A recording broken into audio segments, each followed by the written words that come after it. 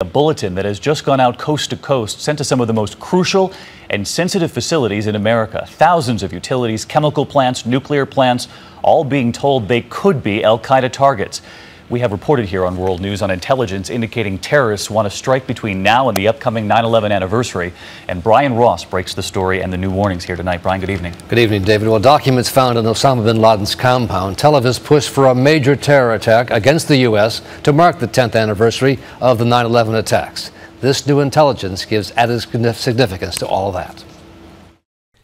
U.S. security analysts say sabotage by an insider at a major utility could provide al-Qaeda with its best opportunity for the kind of massive 9/11 anniversary attack Osama bin Laden was planning. The only way you can actually kill the large-scale number of Americans that he literally was calculating was through the use of this critical infrastructure. A new intelligence report from the Department of Homeland Security, issued just Tuesday, called Insider Threat to Utilities, warns violent extremists have in fact obtained insider positions. There are a lot of very sensitive facilities where someone can get a job on the inside, can get access to a control room, flip a switch, which causes an electric power grid to short circuit, causes a pipeline to explode.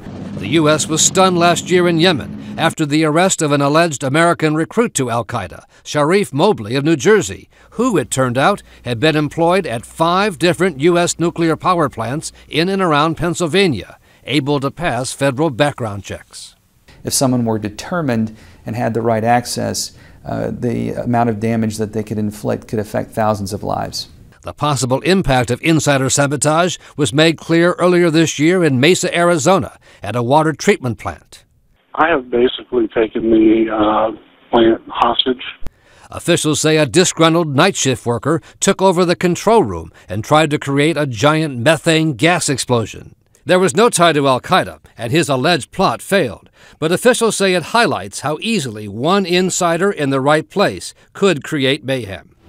And so, Brian, in addition to the intelligence you've already reported on right here, this note, this warning sent out, shows added warning and added concern? In fact, David, we know that al-Qaeda has already put out the word in its online magazine called Inspire. This is it, looking for brothers, quote, who have specialized expertise or work in sensitive locations.